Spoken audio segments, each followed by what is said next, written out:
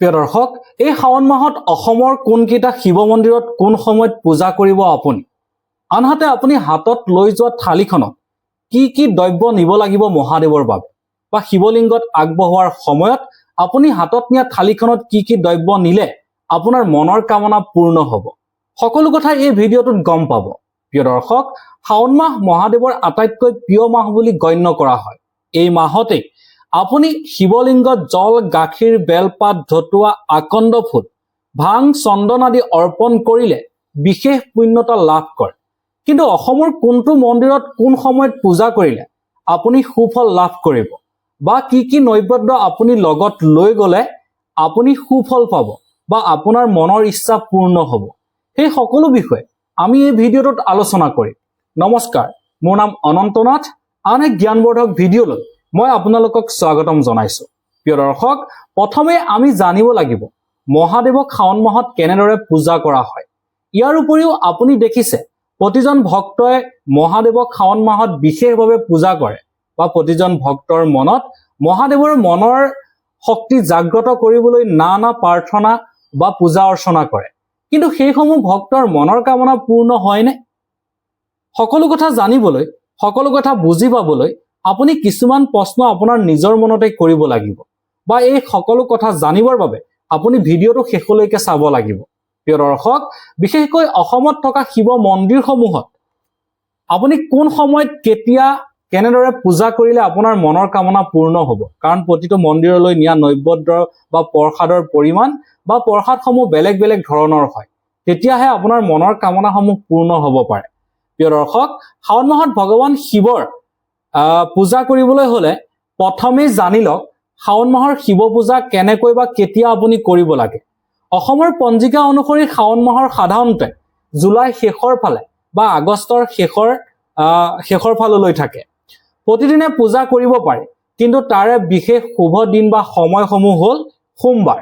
শাওণৰ 4টা সোমবাৰ আমি আটাইতকৈ পবিত্ৰ বুলি মানি লওঁ, আৰু সেই 4টা সোমবাৰে আমি পূজা অৰ্চনা কৰিব পাৰোঁ মহাদেৱক। আনহাতে প্ৰদোষপদ ত্ৰয়োদশীৰ তিথিৰ সন্ধিয়া আপুনি এই পূজা কৰিব পাৰে বা শিৱ পূজা কৰিব পাৰে, বা মহাশিৱৰাত্ৰি বছৰত এবাৰ আহে, শাওণত নহয়, কিন্তু শিৱৰ বাবে বিশেষ দিন হিচাপে মানি লোৱা হয়। আনহাতে কোন সময়ত পূজা কৰিব? প্ৰিয় দৰ্শক, বহু লোকে নানা সময়ত গৈ শিৱ মন্দিৰত পূজা নৈবেদ্য আগবঢ়ায়, কিন্তু মহাদেৱৰ পূজা কৰা সময় আছে, আৰু সেই সময়সমূহ হ'ল, বা অসমৰ শিৱ মন্দিৰত পূজা কৰিবৰ বাবে সৰ্বোত্তম সময় হ'ল ব্ৰহ্ম মুহূৰ্ত। পুৱা 4 বজাৰ পৰা 6 বজালৈ আপুনি পূজা কৰিব পাৰে। সূৰ্যোদয়ৰ পিছত পুৱা আপুনি 6 বজাৰ পৰা 8:30 বজালৈ আপুনি পূজা কৰিব পাৰে। সন্ধিয়া প্ৰদোষকাল, সূৰ্যাস্তৰ আশে পাশে, বিশেষকৈ প্ৰদোষ ব্ৰতত থকা লোকসকলে এই সময়ত পূজা কৰিব লাগে। আনহাতে সোমবাৰে পূজা কৰিলে আটাইতকৈ উত্তম ফল লাভ কৰে বুলি বিশ্বাস কৰা হয়। আৰু যদি আপুনি প্ৰতিদিনে পূজা কৰিব নোৱাৰে, তেনেহলে শাওণৰ 4টা সোমবাৰ আপুনি বিশেষভাৱে পালন কৰিব পাৰে। প্ৰিয় দৰ্শক, আনহাতে অসমৰ প্ৰসিদ্ধ শিৱ মন্দিৰসমূহত পূজা কৰা সময়, বা আপুনি সেই মন্দিৰসমূহলৈ হাতত নিয়া থালিখনত কি কি নৈবেদ্য নিব লাগে, এই বিষয়ে আমি এবাৰ আলোচনা কৰিম।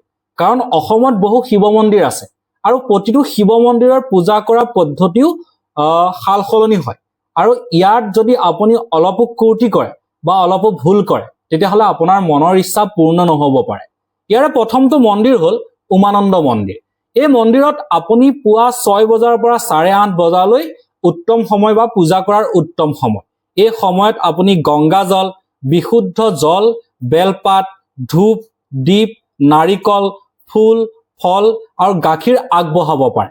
শুক্লেশ্বৰ মন্দিৰ, যি মন্দিৰ গুৱাহাটীত আছে, আৰু পুৱা আপুনি 6 বজাৰ পৰা 9 বজালৈ উত্তম সময় হয় এই মন্দিৰত পূজা কৰা, য'ত আপুনি জল, বেলপাত, আকন্দ ফুল, ধতুৰা, চন্দন, নানা ধৰণৰ ফুল আগবঢ়াব পাৰে। আনহাতে শিৱদৌল অৰ্থাৎ শিৱসাগৰত আছে, আপুনি এই শিৱদৌলত 5:30 বজাৰ পৰা 8:30 বজালৈকে শিৱ পূজা কৰিব পাৰে, আৰু এই সময়খিনি উত্তম বুলি মানি লোৱা হৈছে, য'ত আপুনি হাতত নিয়া থালিখনত জল, গাখীৰ, বেলপাত, ধূপ, দীপ, ফুল, নৈবেদ্য নিব পাৰে। আনহাতে মহাভৈৰৱ মন্দিৰ তেজপুৰত আছে। এই মন্দিৰত আপুনি পুৱা 6 বজাৰ পৰা 8 বজালৈ পূজা কৰিলে আপোনাৰ মনৰ ইচ্ছা পূৰ্ণ হয় বুলি বিশ্বাস কৰা হয়। ইয়াত আপুনি জল, বেলপাত, ধতুৰা, ভাং যদি মন্দিৰৰ অনুমতি থাকে বা ফল আপুনি আগবঢ়াব পাৰে। আনহাতে কেদাৰেশ্বৰ মন্দিৰ যিটো হাজোত আছে, এই মন্দিৰত আপুনি পুৱা 6 বজাৰ পৰা 8:30 বজালৈ আপুনি পূজা কৰিব পাৰে। তাত আপুনি গংগাজল বা গংগাজল হাতত নাথাকিলে বিশুদ্ধ জল, বেলপাত, চন্দন, ফুল, নাৰিকল, ধূপ আগবঢ়াব লাগে। প্ৰিয় দৰ্শক, আপোনালোকে 5টা মন্দিৰৰ বিষয়ে গম পালে আৰু সেই শিৱ মন্দিৰসমূহত এই শাওণ মাহত পূজা কৰা পদ্ধতি, সময় আৰু নৈবেদ্য আপোনাৰ হাতত লৈ যোৱা থালিখনত ইয়াৰ যিখিনি আপুনি ধূপ ধূনা নিয়ে ইয়াৰ পদ্ধতিসমূহ সম্পূৰ্ণ বেলেগ বেলেগ। এইবাৰ আমি আৰু 5টা মন্দিৰৰ বিষয়ে আলোচনা কৰিম, যিসমূহ মন্দিৰত পূজা কৰা সময় বা আপুনি হাতত যিখন থালি লৈ যায় বা শিৱলিংগৰ ওচৰত বা মহাদেৱৰ ওচৰত আপুনি যি প্ৰসাদ আগবঢ়ায় তাৰো অলপ সুকীয়া থাকে। এইসমূহ কৰিলেহে আপোনাৰ মনৰ ইচ্ছা পূৰ্ণ হয় বুলি বিশ্বাস কৰা হয়। প্ৰিয় দৰ্শক, ইয়াৰে প্ৰথমটো হ'ল বিশ্বনাথ মন্দিৰ। এই মন্দিৰ বিশ্বনাথত আছে। আপুনি পূজা কৰিব লাগিব 6 বজাৰ পৰা 8:30 বজাৰ ভিতৰত। আপুনি হাতত নিয়া থালিখনত নিব লাগিব জল, গাখীৰ, বেলপাত, ধূপ, ফল, চেনি। আৰু শুক্লেশ্বৰ শিৱ মন্দিৰ, যি মন্দিৰ গুৱাহাটীত আছে, আপুনি 6 বজাৰ পৰা 9 বজালৈ পূজা কৰিব পাৰে। আপুনি লগত নিব লাগিব জল, বেলপাত, ফুল, ধূপ, দীপ আপুনি নিব পাৰে। আৰু আনহাতে নগাঁৱৰ শিৱ মন্দিৰ, নগাঁও শিৱ মন্দিৰৰ চমৎকাৰ অতি মহান হয়। আপুনি সেই চমৎকাৰ বা সেই শক্তি আপুনি পাবলৈ হলে পুৱা 6 বজাৰ পৰা 8:30 বজালৈ আপুনি এই শাওণ মাহত আপুনি পূজা কৰিব লাগিব আৰু হাতত নিব লাগিব জল, বেলপাত, গাখীৰ, ফল আৰু ধূপ। বশিষ্ঠ আশ্ৰমৰ শিৱ মন্দিৰ, যিটো শিৱ মন্দিৰ গুৱাহাটীত আছে, এই শিৱ মন্দিৰত আপুনি 6 বজাৰ পৰা 8 বজালৈ পূজা কৰিব পাৰে। আপুনি ইয়াত ঝৰ্ণাৰ জল অৰ্থাৎ নিজৰাৰ পানী নিব পাৰে। যদি উপলব্ধ হয় তেতিয়া নিব পাৰে, নহবা আপুনি শুদ্ধ পানী নিব লাগিব। বেলপাত নিব পাৰে, ফুল নিব পাৰে, ধূপ নিব পাৰে আৰু ফল নিব লাগিব আপোনাৰ পূজাৰ থালিত। আনহাতে জয়সাগৰ অঞ্চলৰ প্ৰাচীন শিৱ মন্দিৰসমূহ, জয়সাগৰ অঞ্চলত থকা প্ৰাচীন শিৱ মন্দিৰসমূহৰ চমৎকাৰ অতি মহান হয়। আপুনি এই মন্দিৰসমূহত আপুনি 6 বজাৰ পৰা 8:30 বজালৈ আপুনি পূজা কৰিব পাৰে। ইয়াৰ বাবে আপুনি জল, বেলপাত, ধূপ, দীপ, চন্দন, ফল আপোনাৰ থালিত নৈবেদ্য হিচাপে আপুনি আগবঢ়াব পাৰে শিৱলিংগ বা মহাদেৱৰ ওচৰত। প্ৰিয় দৰ্শক, আপুনি এইখিনি কথা আপুনি এতিয়ালৈকে গম পালে, যিখিনি পূজা পদ্ধতি বা যিখিনি সময় সম্পূৰ্ণ বেলেগ বেলেগ বা মন্দিৰৰ পূজা কৰা সময়সমূহ বেলেগ বেলেগ। কিন্তু আপুনি এইখিনি মানিলেই নহব, আপুনি পূজা কৰাৰ কিছুমান নিয়ম আছে। এই পূজা কৰা নিয়মসমূহো আপুনি মানি চলিব লাগিব।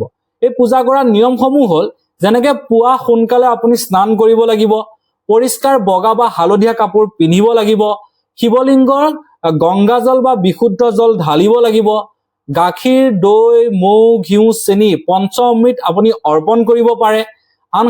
আনহাতে 3, 5, 11, 21 বেলপাত আপুনি অৰ্পণ কৰিব পাৰে। ধূপ দীপ জ্বলাব পাৰে আপুনি শিৱ মন্দিৰত, নহবা আপুনি ওম নম শিৱায় মন্ত্ৰ 108 বাৰ জপ কৰিব পাৰে শিৱ পূজাৰ কৰাৰ সময়ত। আনহাতে শিৱ চালিচা বা ৰুদ্ৰষ্টম বা মন্ত্ৰ আপুনি পাঠ কৰিব পাৰে। প্ৰিয় দৰ্শক, আনহাতে আপুনি ভোকৰ পৰা দূৰত থাকিব লাগিব বা লঘোণে আপুনি এই পূজা কৰিব লাগিব, তেতিয়াহে আপুনি সুফল লাভ কৰিব। প্ৰিয় দৰ্শক, আপুনি যদি সকলো শুদ্ধ, সকলো নীতি নিয়ম পালন কৰি আপুনি পূজা অৰ্চনা কৰে, তেনেহলে আপোনাৰ বাবে বহুত সুফল আছে। বা বহুলোকে বিশ্বাস কৰে যে এনেদৰে আপুনি শুদ্ধভাৱে মনৰ কামনা পূৰ্ণ কৰিবৰ কাৰণে পূজা কৰিলে আপুনি বহু ফল লাভ কৰে বুলি বিশ্বাস কৰা হয় বা বহুলোকে আজিলৈ লাভ কৰিছে। প্ৰিয় দৰ্শক, ইয়াৰে ফলসমূহ হ'ল, আপুনি সুখ শান্তি লাভ কৰিব পাৰে, আপুনি দাম্পত্য জীৱনত সুখ আহে আৰু মনোকামনা পূৰ্ণ হয়, স্বাস্থ্য উন্নত হয়, ঋণ আৰু আৰ্থিক সমস্যাৰ পৰা উপশম পোৱা যায় আৰু পাপ ক্ষয় হয়, শিৱৰ কৃপা লাভ কৰে। আনহাতে মানসিক শান্তি আৰু আত্মবিশ্বাস বৃদ্ধি পায়। প্ৰিয় দৰ্শক, সকলোৱে জানে শিৱ মহান দেৱতা, ত্ৰিজগতৰ এজন দেৱতা হয়, যাৰ ওচৰত যদি আপুনি সদায় পূজা কৰে তেনেহলে তেওঁৰ আপোনাৰ ওচৰত প্ৰসন্ন হবই। আপুনি এটা বেলপাতে বা 3টা বেলপাতে যাক আপুনি প্ৰসন্ন কৰিব পাৰে, এগিলাচ পানীয়ে যাক আপুনি প্ৰসন্ন কৰিব পাৰে, তেওঁৰ কাৰণে পূজা কৰা পদ্ধতিসমূহো অতি সহজ। আৰু তেওঁক প্ৰসন্ন কৰিবলৈ এই শাওণ মাহটো আপোনাৰ বাবে অতিকৈ প্ৰয়োজন। আনহাতে শাওণ মাহত কি কি কৰিব লাগে? শাওণ মাহত আপুনি বিভিন্ন ধৰণৰ কাম কৰিব পাৰে। শাওণ মাহত বিশেষকৈ সোমবাৰে আপুনি ব্ৰত পালন কৰিব পাৰে। ওম নম শিৱায় মন্ত্ৰ আপুনি প্ৰতিদিনে জপ কৰিব পাৰে।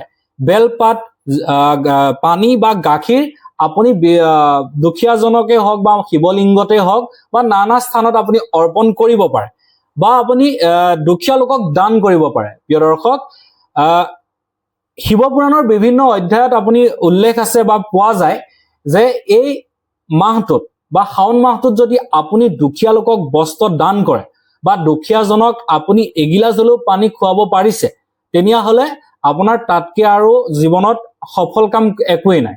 মানে আপোনাৰ জীৱনৰ বহু পাপ খণ্ডন হয় দুখীয়া দৰিদ্ৰৰ ওচৰত আপুনি বস্ত্ৰ বা জল দান কৰিলে।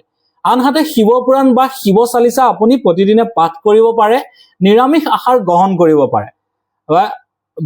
প্ৰতিজনে যে নিৰামিষ আহাৰ গ্ৰহণ কৰিব লাগিব এনেকুৱা কথা নহয়।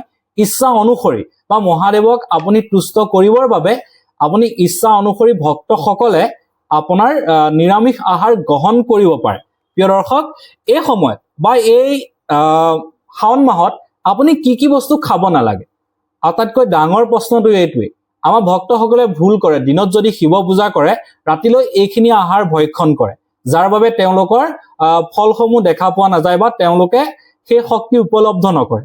কিন্তু আপুনি যদি এই কামসমূহ নকৰে তেনেহলে মহাদেৱৰ অসীম শক্তিৰ বিষয়ে আপুনি বুজি পাব। ইয়াৰে প্ৰথমটো হল মদ মাংস সেৱন কৰিব নালাগে শাওণ মাহত। আনহাতে মিছা কথা কোৱা একেবাৰে অনিবাৰ্য। আপুনি লাগিলে কাৰোবাৰ ওচৰত কোনো কথা নকবই, কোনো কথা কোৱা উপযোগী নহয়, আপুনি মিছা কথা কেতিয়াও এই শাওণ মাহত নকব। আনহাতে ক্ৰোধ বা বিবাদ, আপুনি কাৰোবাৰ ওচৰত খং বা কাৰোবাৰ ওচৰত বিবাদ হাই কাজিয়া নকৰিব। যদি হাই কাজিয়া কৰে মহাদেৱ আপোনাৰ ওচৰত প্ৰসন্ন হোৱাৰ বিপৰীতে তেওঁ ক্ৰোধে উঠিব বা আপোনাৰ ওচৰৰ পৰা আঁতৰি যাব। আপুনি যিমান ভক্তি কৰিলেও যিমান প্ৰসন্ন কৰিলেও মহাদেৱ আপোনাৰ ওচৰলৈ কেতিয়াও নাহে। আনহাতে শিৱলিংগত কুমকুম বা তুলসী পাত কেতিয়াও শাওণ মাহত আপোনাৰ অৰ্পণ কৰিব নালাগে। প্ৰিয় দৰ্শক, এই কথাটো আপোনালোকে জানি ল'ব। আমাৰ পূজাৰ থালিখনত তুলসী পাত বিশেষকৈ দেখা পোৱা যায় বা কুমকুমো বিশেষকৈ দেখা পোৱা যায়। কিন্তু এই শাওণ মাহৰ সময়ত মহাদেৱৰ শিৱলিংগই হওক বা মহাদেৱৰ ওচৰত কুমকুম, হালধি নহবা আপোনাৰ তুলসী পাত কেতিয়াও অৰ্পণ কৰিব নালাগে। প্ৰিয় দৰ্শক, আপুনি শাওণ মাহটো কেনেদৰে পালন কৰিছে বা শাওণ মাহত আপুনি শিৱ পূজা কেনেদৰে কৰিম বুলি ভাবিছে? অসমৰ কোনটো মন্দিৰত আপুনি এবাৰ পূজা আগবঢ়াব? আমাক নিশ্চয় কমেন্ট কৰি জনাব। আনহাতে আপোনাৰ এইবাৰ ফল কিবা লাভ কৰিছেনে বা আপোনাৰ মনৰ কামনাসমূহ পূৰ্ণ হৈছেনে বা জনবিশ্বাস অনুসৰি আপোনাৰ মনৰ পৰা অশান্তি পৰিৱেশ দূৰ হৈছেনে? নিশ্চয় আমাক কমেন্ট কৰি জনাব বুলি আশা কৰিলো। যদি আপোনাৰ ভক্ত কোনোবা শিৱ ভক্ত আছে তেনেহলে এই ভিডিঅটো সেই ভক্তজনৰ ওচৰলৈ শ্বেয়াৰ কৰিব বুলি আশা কৰিলো। আজিলৈ ধন্যবাদ।